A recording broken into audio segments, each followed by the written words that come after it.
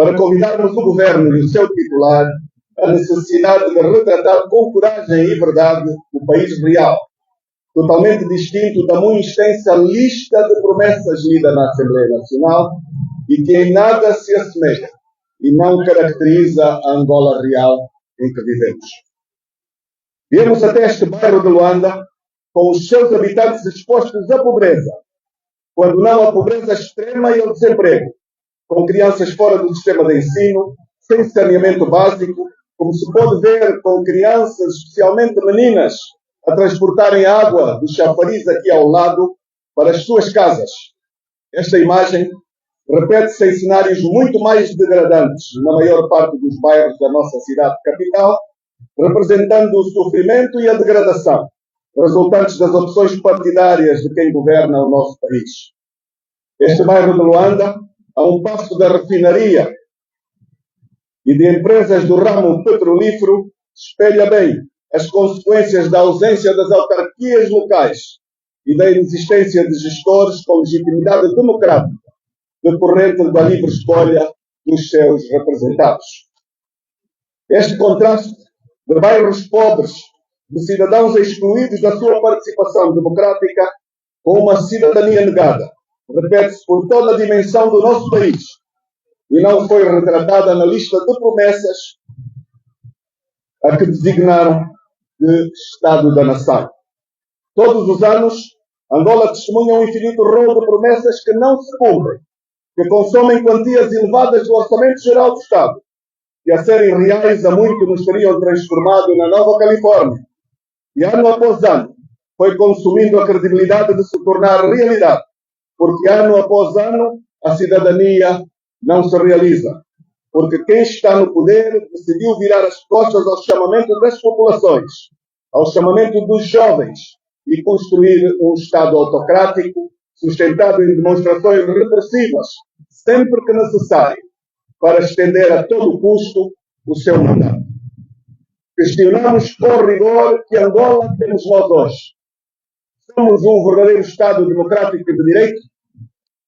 20 anos depois da paz, usufruindo de 2 extraordinários períodos de alta do preço do petróleo, com o desaparecimento dos excedentes e das respectivas reservas monetárias que não sustentaram um programa de educação para o desenvolvimento ou não sustentaram o combate à pobreza e o combate à exclusão. Temos um país sem inclusão social, sem a diminuição das assimetrias regionais, sem a vitalidade e o desenvolvimento dos municípios, sem a cidadania participativa, sem tratamento igual. E não é, claramente, o país que os angolanos sonharam ter. Temos um país sem proximidade entre os governantes e os governados.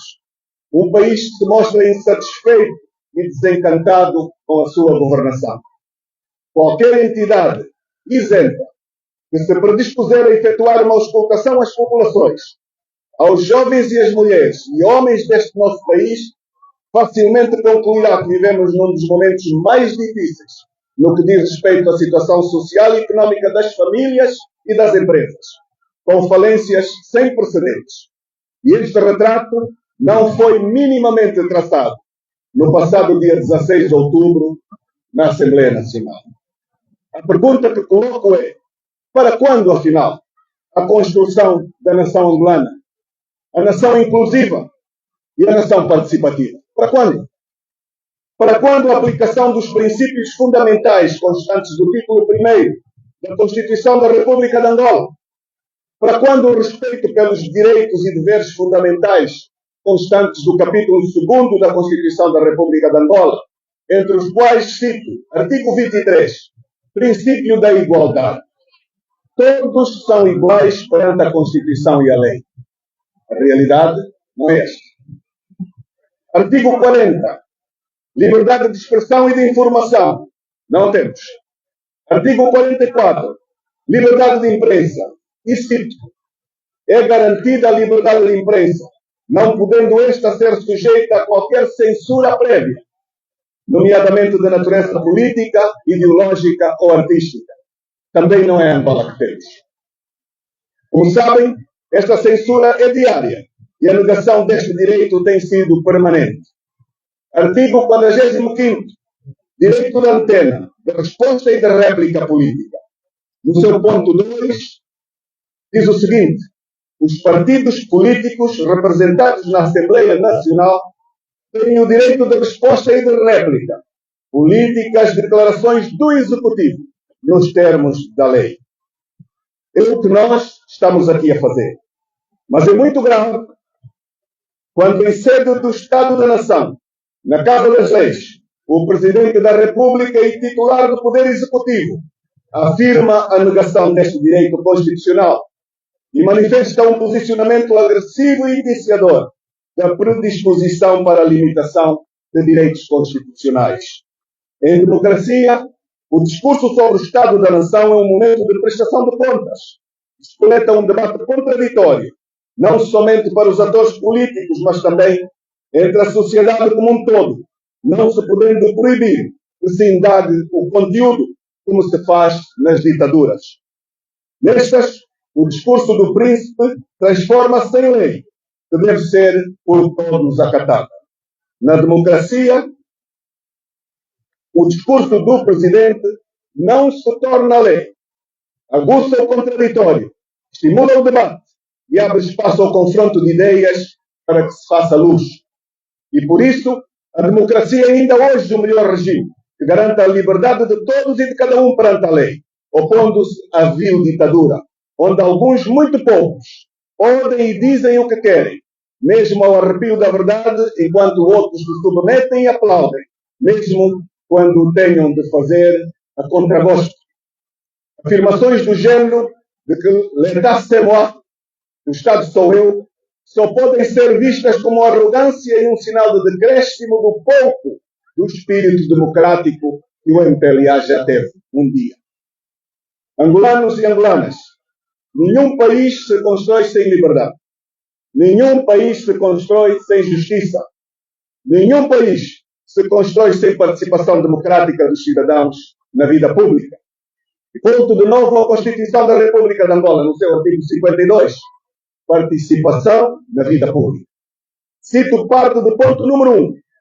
Todo cidadão tem o direito de participar na vida pública e na direção dos assuntos públicos, diretamente ou por intermédio de representantes livremente eleitos, e de ser informado sobre os atos do Estado e a gestão dos assuntos públicos nos termos da Constituição e da lei.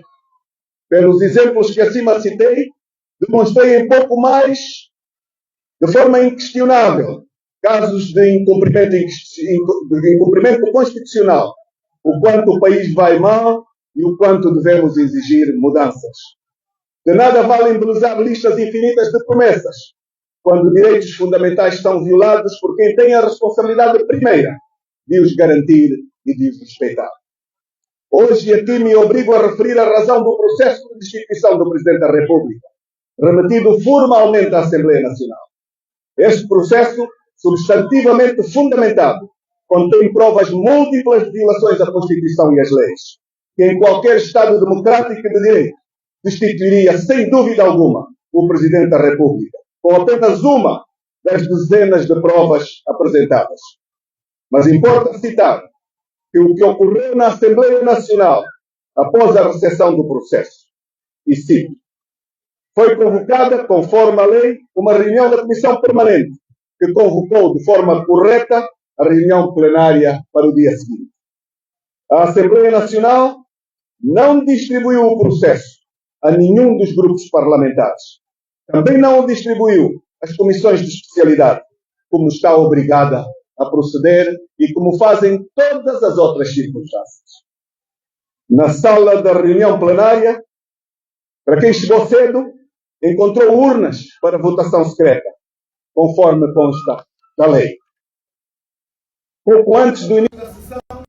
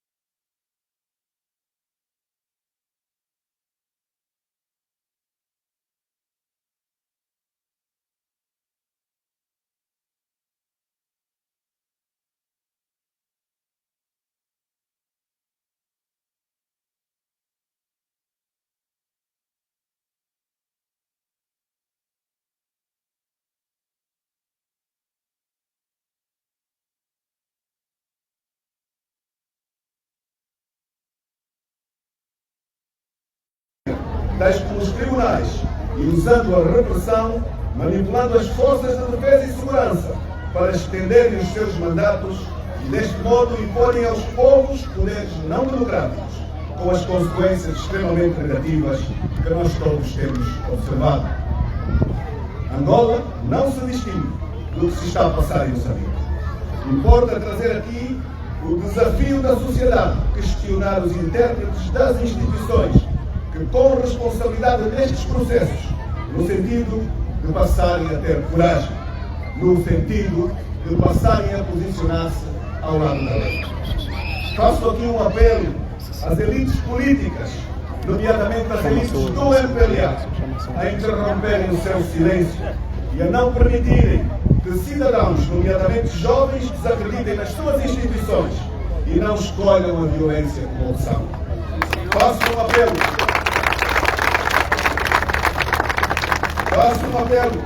para que estas elites temporariamente instaladas no poder não virem as costas à ética e à cultura da legalidade em troca de benefícios, que percam o medo e façam deste país um país de direito, reconciliado, inclusivo e participativo. Apelo às elites deste país que se envolvam em fazer retornar os angolanos a confiança nas suas instituições, que façam retornar aos jovens a inversão do desejo de partida do país, na busca de esperanças perdidas internamente. Nada justifica que 22 anos depois da paz não impere um ambiente de sã convivência e diálogo fraterno, porque adversário político não é o fim da vida e boa governação.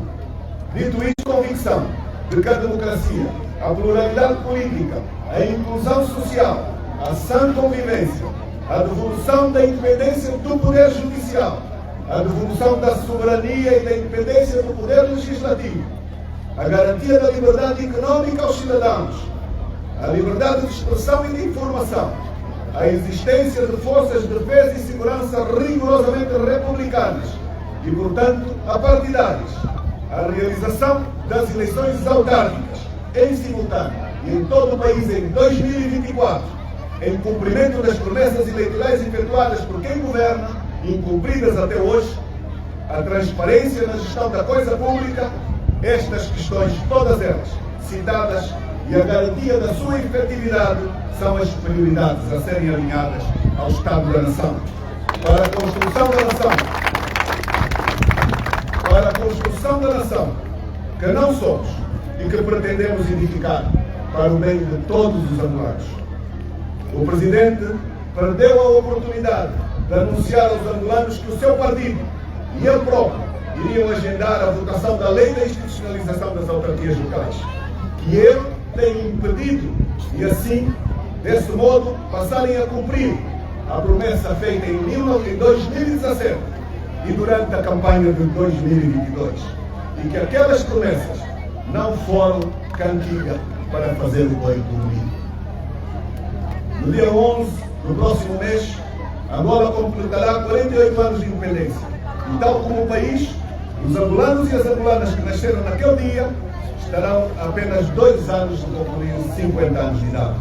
Portanto, meio século ou 5 décadas é muito tempo. Se com esta idade os homens confrontados com o peso gigantesco do tempo que passou e em face do que ainda lhes poderá ser concedido viver, são obrigados a fazer um balanço das respectivas vidas, de igual modo as sociedades ou os Estados se obrigam a realizar o mesmo tipo de inventário. As gerações do presente impõem-se este exercício sob pena de serem vistas como gerações falhadas pelos seus descendentes e os seus sucessores. Por isso, caros compatriotas, não temos de fechar os olhos à realidade que se nos apresenta hoje. Passaram-se 48 anos, mas Angola ainda está longe do que se pode considerar uma nação. O desafio essencial dos angolanos continua a ser encontrar um ponto de convergência e síntese definitivos deste rico mosaico de diferentes grupos étnicos e diferentes línguas que importa preservar e promover. Continuamos com sérios problemas em algumas regiões do nosso país, que ameaçam o Estado unitário, exigindo por isso muita sabedoria na respectiva administração por parte das autoridades governativas. Algo que, verdade seja dita, não tem acontecido. É o caso de Cabinda, uma situação cuja solução já não está mais na ponta dos fuzis e das baionetas. Está no diálogo. Nos últimos dias, levantaram-se problemas na região das Lundas, que demandam por uma intervenção prudente das autoridades nacionais, diferente das execuções sumárias que assistimos há 3 anos na localidade diamantífera do Cafufo. Angolanas e angolanos, caros compatriotas, as necessidades de abraçarmos convictamente um rumo de progresso e desenvolvimento obriga-nos a identificar os nós que devem ser desamarrados e contrariarmos a radicalização de setores do regime que ignoram os gigantescos ventos de contestação que já sofrem de variadíssimos lados da sociedade angolana. Na verdade, importa-nos identificar e depurar as más práticas que contribuem para o desencanto, designadamente o uso excessivo da violência de todos os tipos, o controle político das Forças Armadas, a cumplicidade e o controle político de certas seitas e certas denominações religiosas, o enquadramento, domesticação e corporativismo dos órgãos de comunicação social públicos, dos organismos sindicais e de boa parte da sociedade civil. E, finalmente, o reinvestimento no novo homem, através da instrumentalização de franjas juvenis, moldadas por via de modelos educacionais que lhes alteram o caráter e a mentalidade porque lhes dão meios materiais, o que os destrói. Portanto, temos um regime a fazer regredir os poucos ganhos que a nossa incipiente democracia havia assegurado. A retração que há a nível da comunicação social, dos debates plurais que não ocorrem, há que recuperar a vitalidade democrática. Os reitores das universidades, que eram geralmente eleitos por sufrágio universal e secreto, e que já não o são. Na fase inicial do processo de paz, as Forças Armadas angolanas tinham um caráter claramente mais apartidário. Urge democratizar e tornar transparentes e independentes as estruturas eleitorais. Urge aprovar uma nova lei eleitoral que reabra aspectos democráticos eliminados. Alterações estas conduzidas por maus cidadãos e maus patriotas, que não se aperceberam que perderam toda a sustentação da moralidade e da ética e que o poder não é interno. Minhas senhoras e meus senhores, o ciclo político e económico 2018-2022 refletiu-se um recuo económico e social. As evidências são obtidas pela análise de balanço do primeiro plano do desenvolvimento nacional de João Lourenço. Basta efetuar uma análise comparativa dos orçamentos nos 5 anos de mandato com o correspondente documento do reitor. Em termos de nível geral de atividade económica, o mandato perspectivou uma taxa de crescimento médio anual de 4%, porém acabou obtendo um resultado à esquerda de zero. E isto não é nenhuma anedota, é a realidade. A economia encolheu um ponto percentual em cada um dos 5 anos de mandato. Por outras palavras, menos 4 pontos percentuais do rendimento anual é o que, em média, cada habitante deste país perdeu no mandato de João Lourenço. E este é o track record enquanto presidente. O Plano de Desenvolvimento Nacional 2023-2027 nasce equivocado, a começar pelo indicador determinante do sucesso ou insucesso do mandato. As previsões do crescimento económico prevê uma taxa média de 2,9% ao ano, quando a população cresce acima dos 3% ao ano. Por outras palavras, a pobreza continuará a afundar-se em sintonia com o mandato anterior. Por isso, em nome adequado e alternativo para o plano de governação do presidente João Lourenço, vamos chamá-lo PSN 2023-2027, ou seja, Plano de Subdesenvolvimento Nacional. A menos que queiramos todos abraçar as reformas atrás iniciais. Por diversas vezes, dissemos e demonstramos que a economia angolana depende das necessárias reformas políticas para se libertar e crescer a um ritmo capaz de reduzir o massivo desemprego involuntário reinante. Enquanto isso não ocorrer, os riscos económicos, sociais e financeiros que podem advir de um crescimento económico de longo prazo aquém de nulo vão continuar a amontoar-se. O facto de o petróleo continuar a representar mais de 90% das exportações da Angola faz com que o resto da produção interna, setor não petrolífero, particularmente aquela que é criada simplesmente para substituir as importações, seja fortemente insustentável. Uma simples queda do preço do petróleo resulta em escassez de divisas e consequente limitação na importação de matérias-primas e meios de produção requeridos por essa indústria. Por esta razão, são inconsequentes os discursos de membros da equipe económica e do próprio titular do Poder Executivo que, citando o Plano de Subdesenvolvimento Nacional 2023-2027, dizem que a contínua quebra da produção petrolífera poderá ser compensada pela produção do setor não petrolífero. O setor não petrolífero da economia é ainda frágil, prisioneiro do Partido Estado e fortemente dependente do setor petrolífero. É praticamente um crime os campos de produção petrolífera envelhecidos não terem sido atempadamente e não estarem a ser compensados por novos campos, por via de investimentos. O país está à beira de um risco financeiro e económico sem precedentes.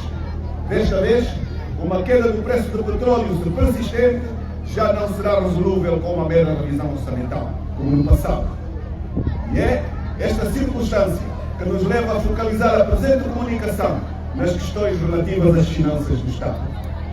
Desde praticamente a aprovação do Orçamento de 2023, que o Governo fala em crise orçamental, pressão do serviço da dívida, conjuntura internacional desfavorável, corte de despesas, etc. Mas foge propor uma revisão do Orçamento na Assembleia Nacional.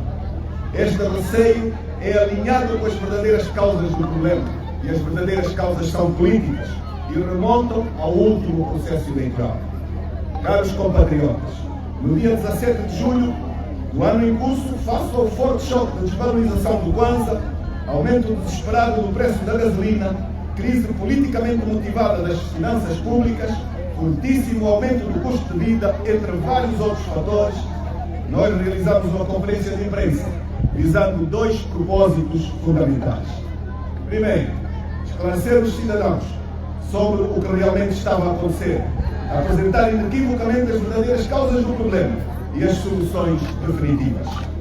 Segundo, evitar que o falso diagnóstico produzido pela reunião da Comissão Económica do Conselho de Ministros do dia 14 de julho do presente ano, conduzida pelo chefe do Executivo, João Manuel Gonçalves Lourenço, e que teve como porta-voz o Ministro de Estado para a Coordenação Económica, José Lima Massano, fosse difundido na sociedade sem o devido contraditório.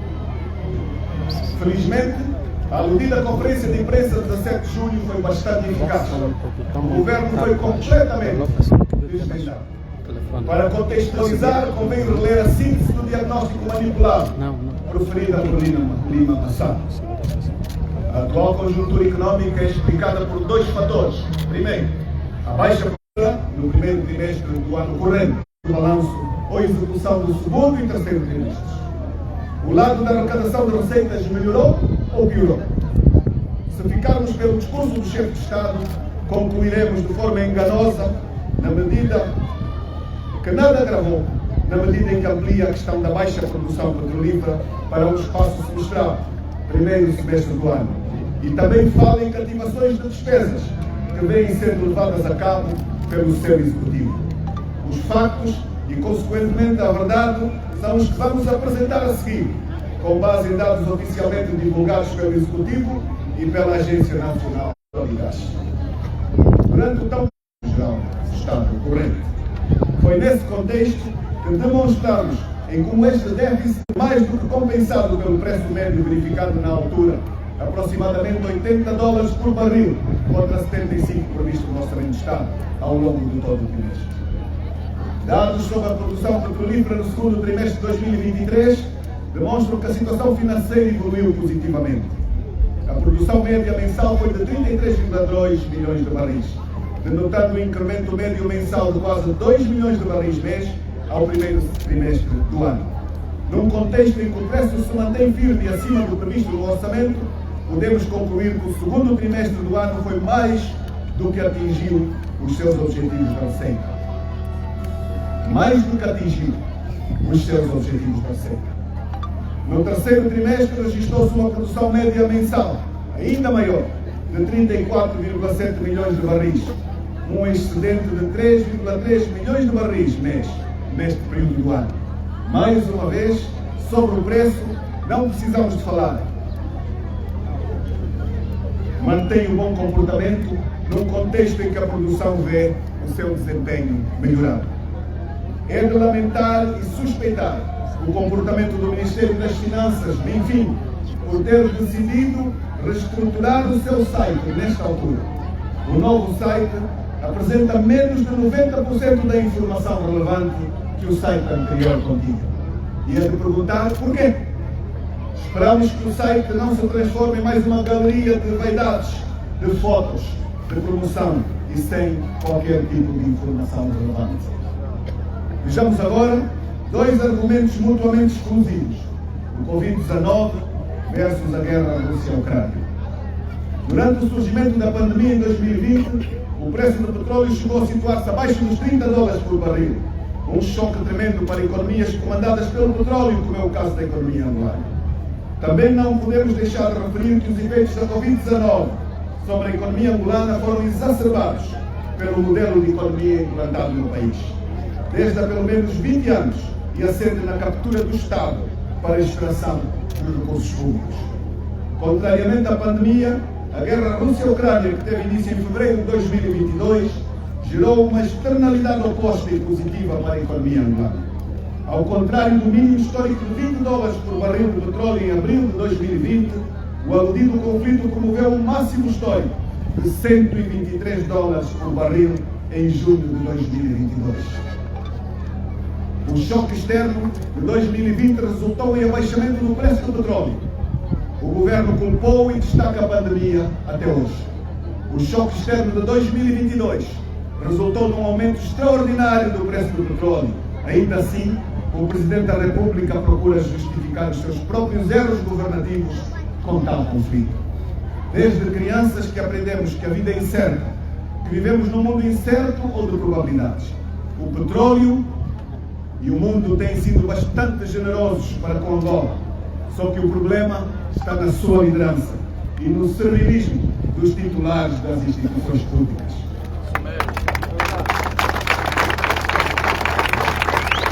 Afinal de contas, de onde vem a pressão sobre as finanças públicas de Angola em 2023?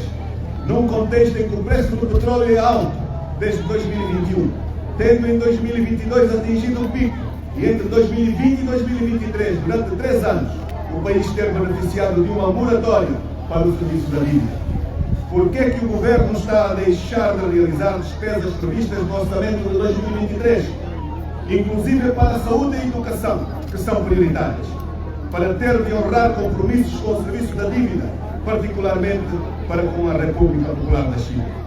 Não nos venham com o argumento banal do aumento do financiamento, do custo do financiamento para Angola, versus dificuldade de pedir novo empréstimo para pagar a dívida vencida, rolagem da dívida.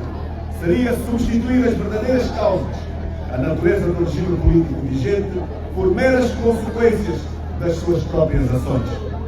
O enigma já foi denunciado e revelado na conferência de 17 de julho.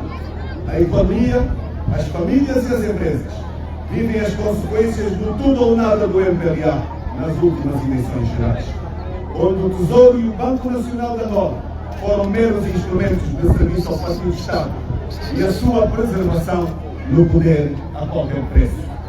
Aliás, foi também nessa altura que provamos que o governador do Banco Central comportou-se como membro efetivo do Executivo, executando más políticas em defesa de interesses partidários.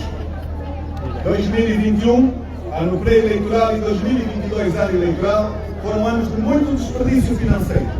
Primeiro consumiu-se, sob a forma de aumento de gasto público, os incrementos acumulados da receita na ordem dos 16 mil milhões de dólares.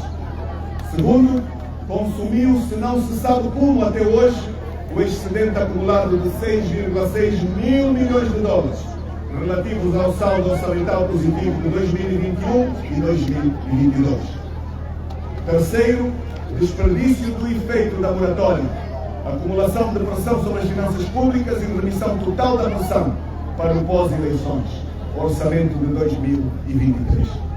Por outras palavras, 2023 está a assumir o pesado passivo de 2021 e 2023, com reflexos na desvalorização da moeda, medida atabalhoada sobre os combustíveis, redução do já de per si baixo poder de compra, corte atabalhoado do orçamento, interrupção unilateral de contratos de fornecimento de bens e serviços ao Estado, aumento dos atrasados do Estado, penalização do empresariado nacional. A prioridade das prioridades recai para o serviço da dívida, particularmente externa. É isso que João Lourenço chama de endividamento responsável? É isso que João Lourenço chama de sustentabilidade das finanças públicas? Uma pergunta importante deve ser colocada aos economistas deste país. Em 2020, tendo em conta os efeitos da pandemia sobre a economia angolana e, em particular, sobre as suas finanças públicas, foi necessário um recurso à moratória da dívida para se evitar uma falência. Esta moratória, com destaque da concedida pela China, só foi levantada depois do primeiro trimestre de 2023. Os dados de execução do orçamento apresentam um superávit acumulado de 6,6 mil milhões de dólares, coincidindo com o período da moratória. O preço médio do barril de petróleo foi de 101 dólares em 2020, resultante numa taxa de câmbio média de 460,6 kwanzas por dólar, o que retirou pressão de endividamento ao país. Como compreender que o serviço da dívida passa de 12 mil milhões de dólares em 2021 para o dobro, praticamente 21 mil milhões de dólares em 2022? Como compreender, e de acordo com dados do Fundo Monetário Internacional, que a dívida acumulada pelo Estado tem aumentado de 62,5 mil milhões de dólares em 2021 para 80,4 mil milhões de dólares em 2022? Que ao menos se destinasse os excedentes orçamentais na redução da dívida. As contas públicas não se apresentam com o mínimo de credibilidade. O governo angolano deve explicar. O governo de João Lourenço deve dizer a todos os angolanos onde é que colocou os excedentes. Onde é que está o dinheiro?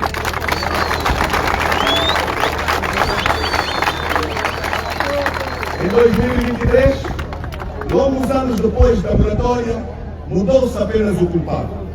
A ênfase deixou de estar no Covid-19. Agora é a guerra entre a Rússia e a Ucrânia. A razão nunca é João Lourenço. A razão nunca é as suas políticas ou as políticas do seu partido.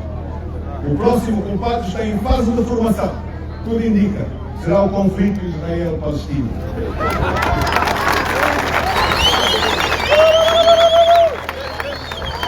Quando foi aprovado pelo Parlamento, o orçamento previa arrecadar receitas de 13,5 bilhões de kwanzas, cerca de 25 mil milhões de dólares, e de despesa fiscal previa desembolsar 12,9 bilhões de kwanzas, cerca de 24 mil milhões de dólares, antevendo-se assim um excedente em torno de 1 mil milhão de dólares. Recentemente, setembro de 2023, o Fundo Monetário Internacional fez sair um comunicado de imprensa e um relatório de equipe na sequência de reuniões com as autoridades no âmbito da sua primeira avaliação pós-financiamento. A leitura do documento permite concluir que o orçamento do Executivo é completamente diferente do orçamento aprovado pela Assembleia Nacional. E eu repito, é muito grave quando o Fundo Monetário conclui que o orçamento aprovado pelo Executivo é diferente daquele aprovado pela Assembleia Nacional. O Fundo Monetário Internacional antevê que o orçamento de 2023 termina com déficit de 2,5 mil milhões de dólares, 1,4 bilhões de kwanzas. Chama a atenção o facto de a previsão de déficit não estar a ser explicada por uma revisão em baixa das receitas. Pelo contrário, o Fundo Monetário Internacional acha que se vai arrecadar 464 mil milhões de dólares acima, mil milhões de kwanzas, acima da previsão do governo. O que mais uma vez confirma a nossa tese sobre o não impacto da produção petrolífera nas receitas previstas para 2023. Prevê-se um disparo ao nível do gasto fiscal para 15,3 bilhões de kwanzas, cerca de 28 mil milhões de dólares. contra a previsão de gastos aprovados pela Assembleia Nacional de 12,9 bilhões de kwanzas. Estamos a falar de uma expansão da despesa fiscal em 2,4 bilhões de kwanzas, equivalente a 4,4 mil milhões de dólares. O governo contribuiria para o incremento do estoque da dívida com 2,5 mil milhões de dólares. Se o teto de gasto do orçamento inicial se mantivesse, diríamos que a necessidade de financiamento do Estado para 2023 é de aproximadamente 13 mil milhões de dólares, tendo em conta uma despesa financeira, a amortização da dívida, de 14 mil milhões de dólares e um superávit de 1 mil milhões de dólares. Refazendo os cálculos, com base no referido documento do Fundo Monetário Internacional, o buraco, necessidades de financiamento, ascende para 16,5 mil milhões de dólares. Ainda de acordo com o recente documento do Fundo Monetário Internacional, projeta-se um rácio dívida-PIB de 83,2% em 2023, refletindo um aumento de 18 pontos percentuais relativamente a 2022. De forma propositada e para alimentar a sua narrativa de redução e sustentabilidade da dívida, o Presidente João Lourenço limitou-se a falar deste rácio, olhando para anos passados, nomeadamente 2020, 139,6%, 2021, 87,9%, 2022, 69,9%. Omitiu este ano. É importante dizer que dos 83,2% da dívida estatal relativamente ao PIB, 77,1%, que equivale a 98 mil milhões de dólares, é dívida governamental, e 6,1%, que equivale a 7,2 mil milhões de dólares, é dívida externa contraída pela Sonangol e pela TAD, existindo uma terceira componente que é o resultado de dívidas garantidas pelo Estado.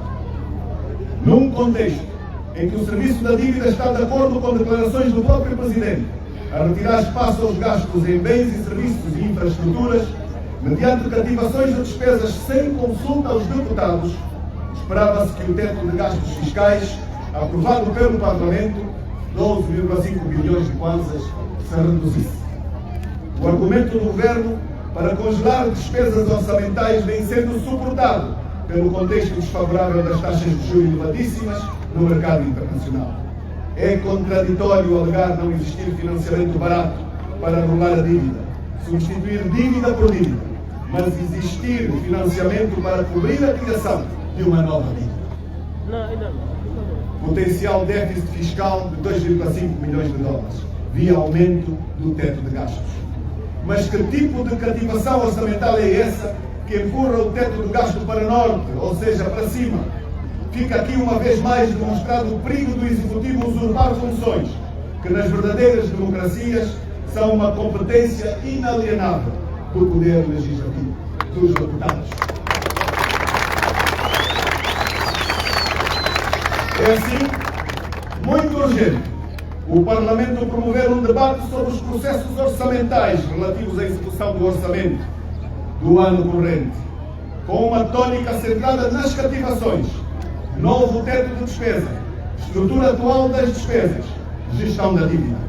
É crucial o país ser informado sobre o possível aumento de gastos na ordem de 11% da despesa fiscal.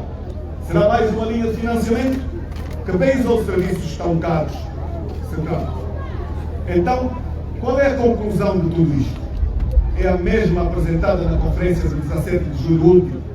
O país precisa de instituir o beabá da organização do Estado para se tornar viável.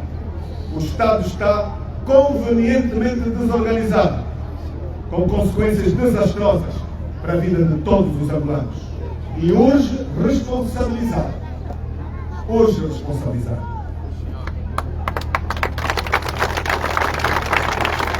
Pesados jornalistas, angolanos e angolanas, o facto é que os dias que correm estão realmente a ser financeira e economicamente bastante difíceis para a maioria esmagadora das famílias angolanas. Ante a vertiginosa e avassaladora subida do custo de vida e a completa ruína do poder de compra, os chefes de família fazem das tripas coração para que possam pôr à mesa as refeições de que necessitam, já não para viver, mas para a sua literal sobrevivência. E vejam que nesse quadro não estamos a incluir o drama observado diariamente em plena capital angolana, onde há famílias inteiras a alimentarem-se dos contentores de lixo, colocado nos mais diversos cantos, ruas, praças e pracetas da cidade. São mesmo os integrantes da classe média da sociedade, com a chamada pobreza envergonhada, que vivem as tremendas dificuldades e agruras que a atual situação lhes impõe.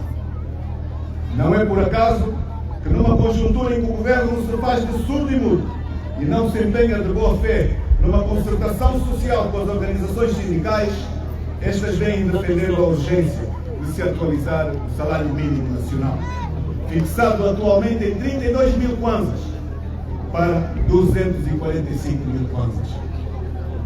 Não é preciso ir a hipermercados, mas apenas aos populares Cantintão e Mercado 30, para se concluir que para nada chegam os salários oferidos pela generalidade dos cidadãos angolanos.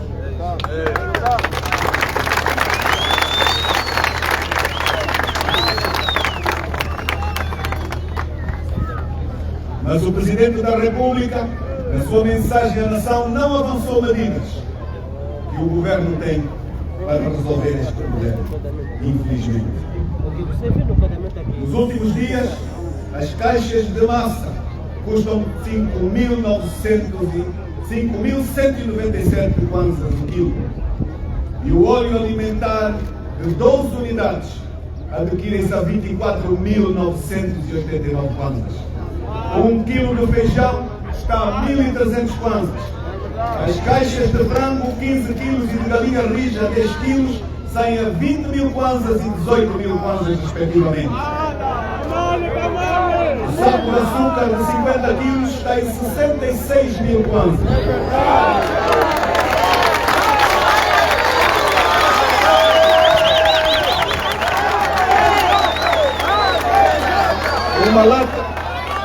Uma lata de leite nido a 20 mil kwanzas. Uma caixa de 20 quilos de peixe carapau custa 40 mil kwanzas. E 20 quilos de arroz. 20 quilos de arroz estão a 20 mil kwanzas. Mas o problema dos preços não se põe apenas em relação aos alimentos, mas também a outros itens indispensáveis para a vida dos angolanos. Um deles é os materiais de construção. Diante das dificuldades da política estatal de fomento habitacional, em geral os angolanos optam pela autoconstrução das suas próprias habitações. E aqui, os preços dos materiais já estão completamente na estratosfera. Uma pá de areia está a 12 mil kwanzas. O saco de cimento custa cerca de 5 mil kwanzas. A chapa de zinco varia entre os 6 e os 7 mil kwanzas. O varão de 12 sai a 6.200 kwanzas. O contraplacado nacional está a 14 mil kwanzas. O contraplacado importado a 39 mil kwanzas. O caminhão de Burgal está a 300 mil kwanzas. E o de Pedras anda a 250 mil kwanzas. E a unidade de bloco de 12 custa 120 kwanzas. Uma pá carregadora de inertes custa 28 mil kwanzas. A pá de Burgal custa 32 mil. É impossível viver nestas condições. É impossível construir nesta especulação criminosa. E destas coisas, o Sr. Presidente nada falou. Nada falou.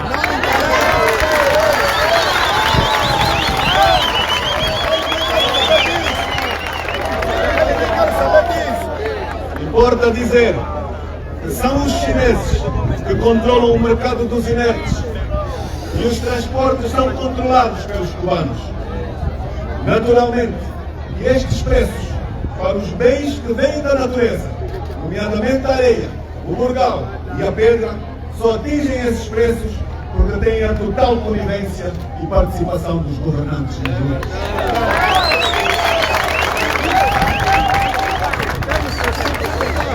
$1.000 hoje estão acima de 1.100.000 kwanzas. Quando o país vive de importações, naturalmente o país sucumbe pela falta de direção política e falta de proteção aos mais pobres por parte de quem governa. Caros cidadãos, a reforma do Estado consubstanciada em reformas políticas, económicas e sociais é o único instrumento capaz de materializar os anseios dos angolanos, através do equilíbrio de poderes entre os órgãos e de independência funcional das entidades independentes e do regime dos seus órgãos. Para aliar a teoria à prática, há que abandonar o atual modelo de Estado, assente na monocracia, fecundado para ser deficitário e parasitário, para que possamos ter um serviço público de qualidade, melhorar o ambiente económico e dar confiança aos investidores a acomodar. O Orçamento Geral do Estado continua a não cumprir o seu papel principal de legalidade e transparência. Sistematicamente viola os princípios da unidade, universalidade e da publicidade, por falta de informação quanto à identificação de todas as despesas e todas as pessoas que beneficiam das receitas públicas, com a ausência de inúmeras unidades orçamentais e órgãos dependentes, e denota-se mais uma vez a ausência da transparência contabilística, que deveriam sustentar a boa governação, mantendo-se o desarranjo quanto à distribuição da dotação orçamental por órgão. Este ano foi efetuada a cativação da maioria das despesas do terceiro trimestre, facto este considerado por muitos especialistas como resultado da má governação e do mau planeamento do governo de João Lourenço.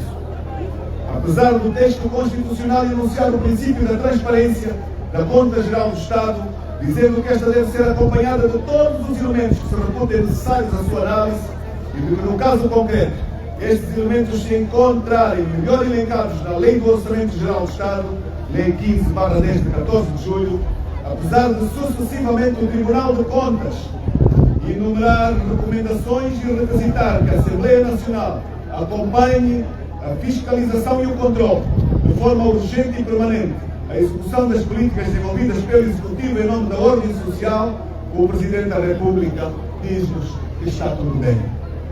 Em Angola, as pressões inflacionistas provêm da união de fatores, tais como a gestão danosa, a corrupção e os desequilíbrios estruturais associados à estagnação dos setores de produção alimentar, nomeadamente da agropecuária, das pescas, da indústria alimentar, que constituem as verdadeiras causas da inflação, depreciam o poder de compra dos trabalhadores e acentuam as desigualdades sociais, aliadas ao baixo nível de vida da população. O salário mínimo é definido como aquele fixado em lei, capaz de atender às suas necessidades vitais do trabalhador e as da sua família, com moradia, com alimentação, com educação, saúde, lazer, vestuário, higiene, transporte e providência social, com reajustes periódicos que lhe preservem o poder aquisitivo. Todavia, os debates sobre o impacto do salário mínimo concentram-se no emprego e na redistribuição do rendimento e no acesso aos bens e serviços considerados de primeira necessidade. Aliás, na nossa lógica, o maior dilema da política económica no nosso país encontra-se nos preços dos bens alimentares pressionados para cima, por ausência de financiamento à produção alimentar para estimular a economia, sendo uma das causas de insucesso por ineficiência e ineficácia do setor empresarial público, que de forma direta, através de interpostos comerciais, nomeadamente interposto aduaneiro, empresa pública já existente, sem influência no mercado por gestão danosa, poderia influenciar em baixa os preços dos bens e serviços para o consumidor final, promovendo a concorrência no setor retalhista e no comércio de proximidade, mas cuja gestão da reserva estratégica alimentar, materialmente REA, é o acondicionamento de alimentos essenciais, ou seja, da cesta básica em quantidades suficientes para alimentar a população do Estado. Esta reserva alimentar tinha sido entregue, infelizmente, de forma fraudulenta a uma empresa. Precisamos de debater e criar consenso quanto à cesta básica, quanto à sua composição, quais produtos que devem fazer parte, especificação quanto à sua quantificação. Porquê? Porque são os produtos que compõem a ração essencial mínima em quantidade para um adulto alimentar-se durante um período de tempo, um mês. Se a cesta básica acompanha mensalmente a evolução de preços dos essenciais produtos de alimentação, assim como o gasto mensal que um trabalhador teria para comprá-los, então podemos facilmente aferir que com o salário mínimo não é possível uma pessoa poder alimentar com o mínimo de dignidade durante 10 dias a sua família, quanto mais durante um mês.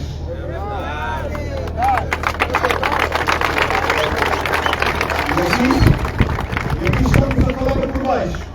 Estamos a fazer como referência uma família de 4 pessoas, quando nós sabemos que a maioria das famílias africanas é bem melhor.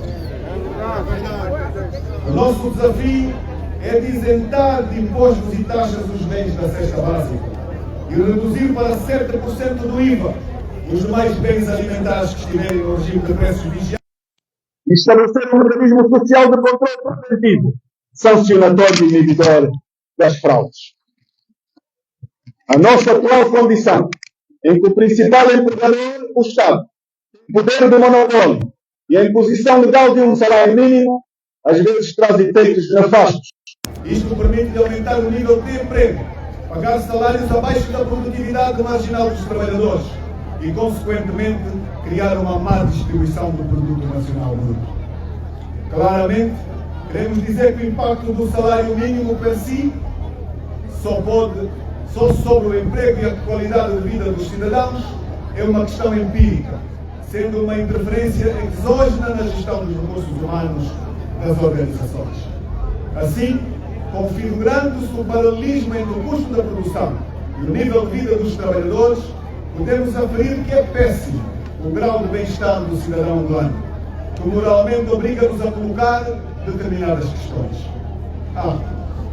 Será que o salário mínimo setorial atualmente em vigor ajudou a reduzir a desigualdade na ala inferior da distribuição dos salários? B. Haverá perdas de emprego associadas ao aumento do salário mínimo acima do crescimento médio dos salários? Data vénia, traduzido em miúdos, não há aplicabilidade de políticas sobre os salários e preços, entre outros fatores por ausência de execução de políticas produtivas alimentares, produção interna de alimentos, agricultura, pescas, pecuária e indústria transformadora, carecendo de um melhor enquadramento na estratégia global de desenvolvimento. Há urgente necessidade da revisão do decreto presidencial que aprova o Sistema Nacional de Preços e que é inconstitucional. A política salarial é inconsequente, a cesta básica é incoerente e o modelo de gestão da REIA é ineficaz. Pelo que somos de opinião, regulação de preços de bens e serviços essenciais torna-se necessário sobre os bens essenciais para além dos alimentares. Podemos incluir os medicamentos, assim como a título exemplificativo no setor de serviços. Devemos incluir os transportes públicos de passageiros e os serviços de saúde e os serviços de educação. Deverá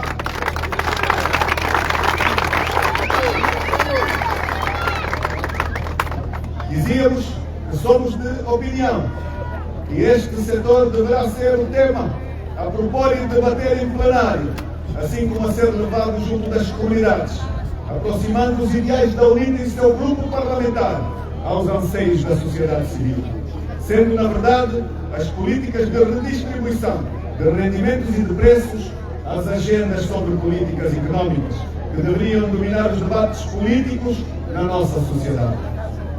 O Programa de Reconversão da Economia Informal, PREI, é mais um programa de natureza político-eleitoral, moldado para o fracasso sem vantagem agregada para os verdadeiros operadores económicos, cujos principais beneficiários foram segmentos de jovens e mulheres militantes do MPLA e amigos dos quadros dirigentes a nível intermédio, cujo único mérito foi o procedimento de mero registro de mais de 250 mil agentes económicos, onde sem pudor é publicitado que somente 5.700 foram financiados. Portanto, estamos a falar de menos 2,5% dos agentes económicos.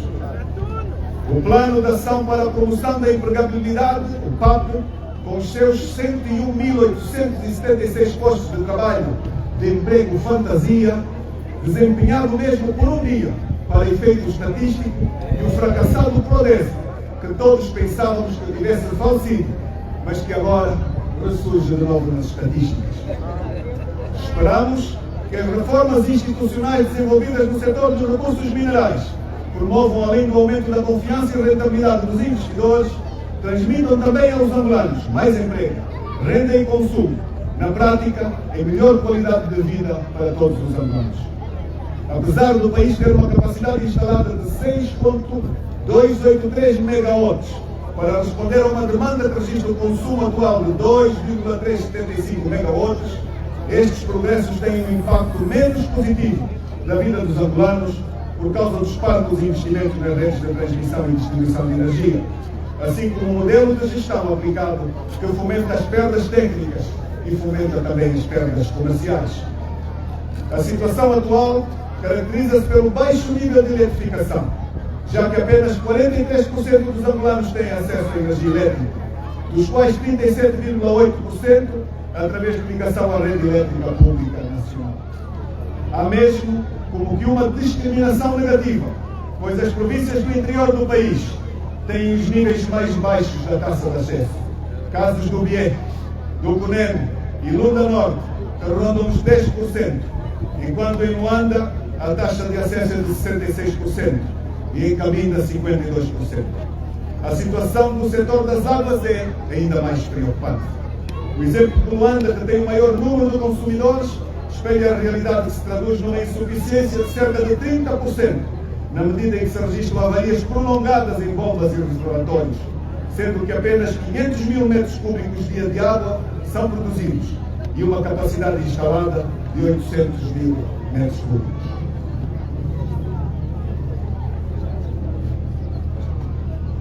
Infelizmente,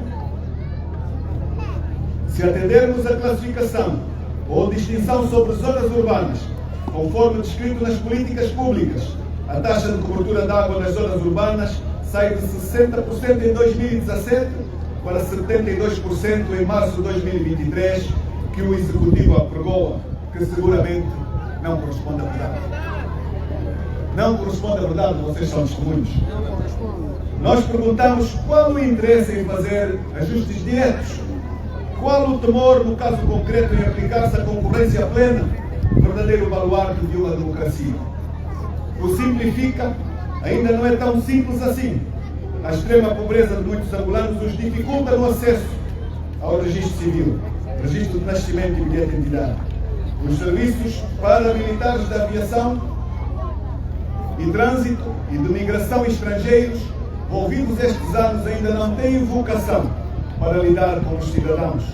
A Conservatória do Registro Automóvel deveria estar sujeita a uma sindicância por ineficiência endémica na entrega do título do registro automóvel. Minhas senhoras e meus senhores, a UNITA tem fundadas razões para denunciar que a ladruagem, o termo é mesmo este, ladruagem, continua à solta e conta com o mais alto patrocínio dos membros do Executivo. O Governo tem estado a repetir os mesmos erros e irregularidades cometidas quando, entre os anos de 2004 e 2014, aplicou avultados montantes do erário em obras de reabilitação e construção da rede de estradas nacional, sem que o país tivesse obtido desses empreendimentos grandes retornos para o seu progresso e desenvolvimento.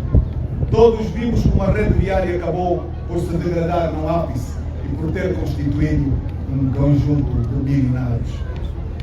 Tendo despendido na altura a absurda soma de 30 mil milhões de dólares norte-americanos, sem que fosse construída uma só autoestrada, como os resultados amplamente publicados o demonstram, esperava-se que o governo tivesse aprendido a lição.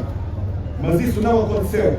E a verdade é que, neste momento, enormes quantias do erário nacional, que deveriam ser utilizadas e repartidas por outras áreas igualmente importantes, voltam a ser desperdiçadas em obras rodoviárias que se revelam de durabilidade efêmera e sem a menor qualidade.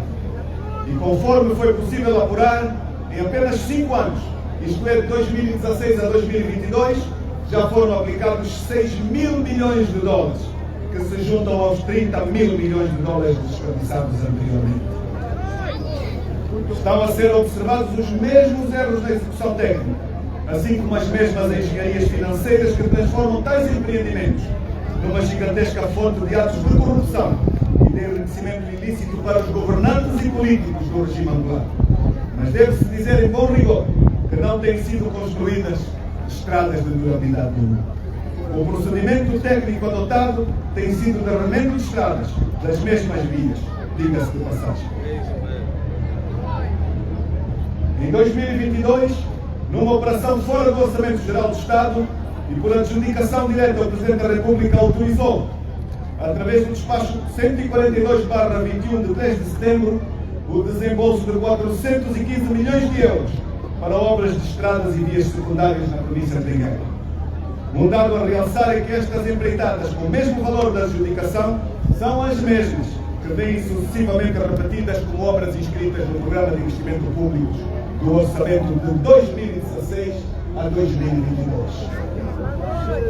Outro montante artificialmente manipulado é de 54 milhões e 800 mil dólares, correspondentes à reabilitação e ampliação da cidade de Luanda, na cidade de Luanda, do troço da estrada rotunda do Camama-Calema 2, conforme determina o despacho presidencial 93/21 de 11 de julho. Esta escandalosa duplicação verifica-se em muitas outras empreitadas pelo país fora, sendo o caso disso a terraplanagem da estrada Coanco-Cafu-Loureiro. Aquilo que em termos reais corresponde a apenas 83 km foi quase triplicado para 200 km.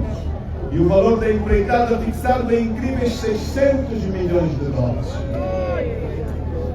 Ainda na Lunda Norte, os 90 km entre o município de Cangula e a povoação do Zovo também têm sido anualmente inscritos no orçamento, desde 2004 até a presente data. A empreitada nunca foi materializada, mas todos os anos surge sempre como obra executada. Junta-se o facto de que os 90 quilómetros são sempre milagrosamente, ou melhor, vão sempre milagrosamente aumentando para 150 quilómetros no orçamento. O mesmo tipo de adulteração ocorre com o caso do troço de estrada entre o município de Lubalo e a comuna de Novo Leste.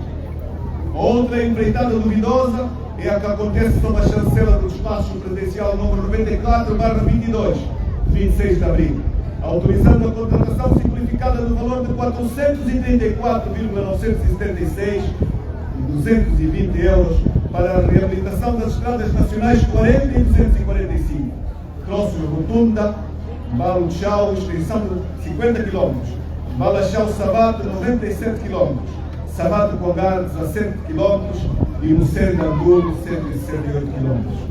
Pode-se concluir globalmente que estas empreitadas são, via de regra, de execução deficiente, além de não justificarem as avultadas somas do erário que nela se gasta.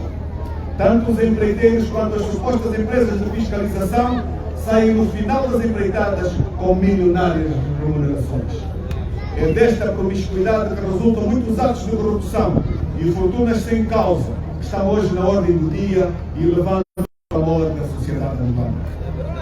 Prezados jornalistas, caros cidadãos e compatriotas, a educação em Angola tornou-se um verdadeiro antro de negócios ilícitos e lucrativos com a venda de vagas de acesso e de notas no processo de avaliação.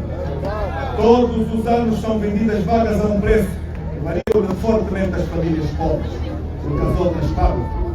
Acrescentam-se a isto as insuficiências estruturais do próprio sistema de ensino, na absorção da população em idade escolar.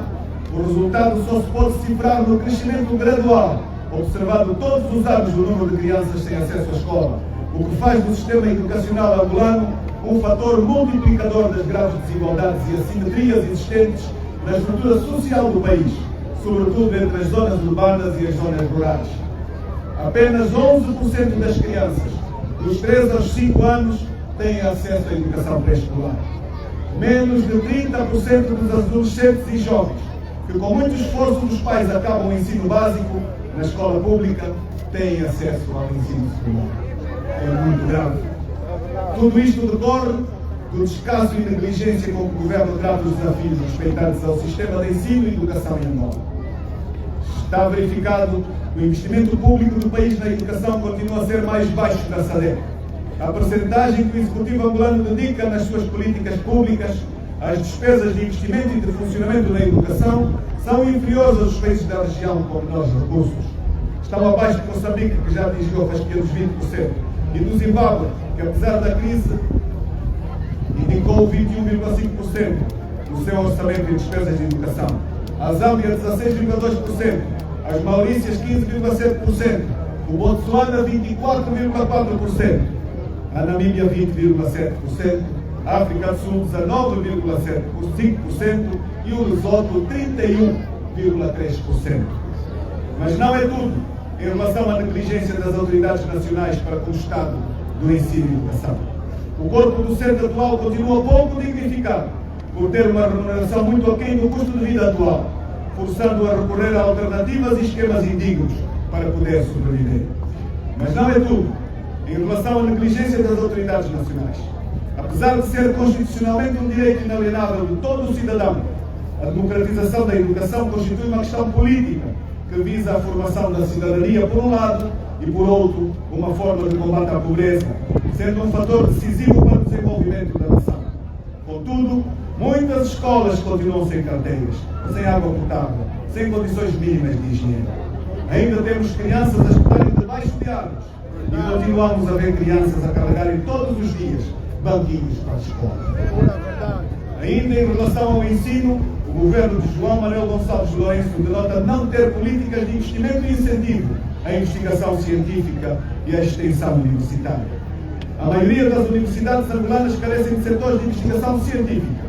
Esta, enquanto uma das vertentes da missão das instituições do ensino superior, destina-se a dotar a comunidade académica, as comunidades locais e as populações em geral, de saberes que enriquecem a sua cultura e contribuem para a melhoria das suas condições de vida e da sustentabilidade. Destina-se ainda a dotar o país da inteligência necessária à produção de soluções avançadas aos problemas e desafios que se colocam e de uma capacidade de produção de saberes nos domínios da ciência, da técnica e da tecnologia, a fim de assegurar a materialização da orientação e do rumo do desenvolvimento nacional. Prezados jornalistas, caros compatriotas, todos estes problemas que vemos em relação ao deficiente sistema educacional sucedem apenas por não se valorizar, na devida medida, a dignidade da pessoa humana. Aliás, como modelos decalcados um do outro, o mesmo se passa atualmente no setor da saúde, onde o cortejo de problemas começa numa deficitária cobertura dos cuidados essenciais de saúde.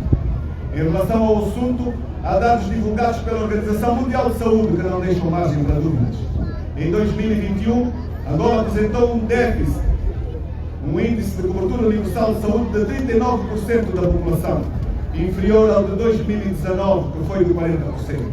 São cifras muito baixas a nível da nossa região, onde, por exemplo, a África do Sul e a Namíbia, cerca de 39% das mulheres angolanas não beneficiam de parto assistido. Eu vou corrigir, onde, por exemplo, a África do Sul e a Namíbia apresentam-se no grupo de países com índices que variam de 56% a 75%. E, portanto, os nossos a 39%. Cerca de 39% das mulheres angolanas não beneficiam de parto assistido, enquanto apenas 57% das crianças recebem vacinação de rotina. Menos de 40% da população tem acesso à prevenção e tratamento da hipertensão arterial. E um número inferior a 30% tem acesso ao tratamento da tuberculose.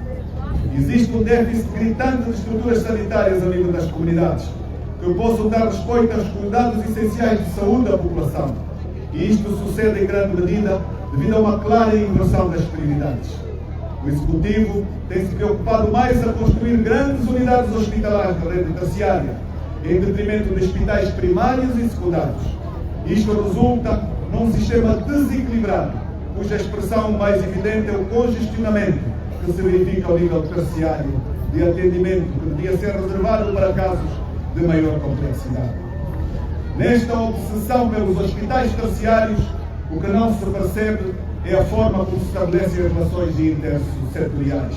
Ou seja, ao construir-se um hospital, o Departamento Ministerial devia ter o parecer de entidades como a Ordem de Enfermeiros, a Ordem dos Médicos e de Diagnóstico e de Terapêutica, porque são estes profissionais que atuarão nestas unidades hospitalares e melhor compreendem os fluxogramas de atendimento.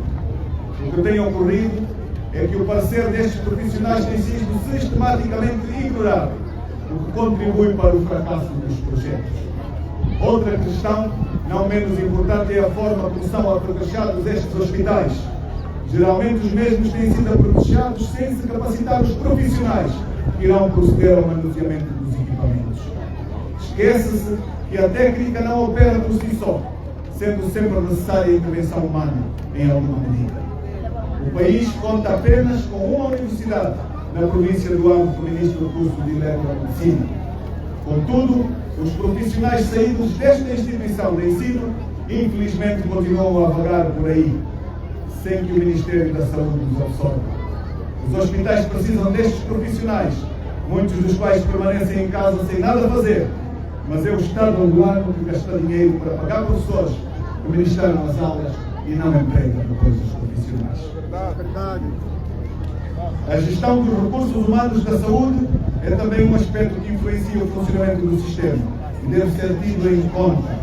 Na colocação dos profissionais em diversas áreas, o MINSA tem usado um critério desproporcional que separa famílias e gera nos profissionais a instabilidade emocional que compromete o seu desempenho. Devem ser estudadas formas que permitam mitigar estas situações, evitando-se, tanto quanto possível, deslocações dos profissionais, salvo para situações absolutamente necessárias, por razões incontornáveis. Não é de um país com sérios problemas de coesão territorial, relegando grande faixa da população a viver em condições desumanas. O sofrimento é mais ressentido pelas crianças,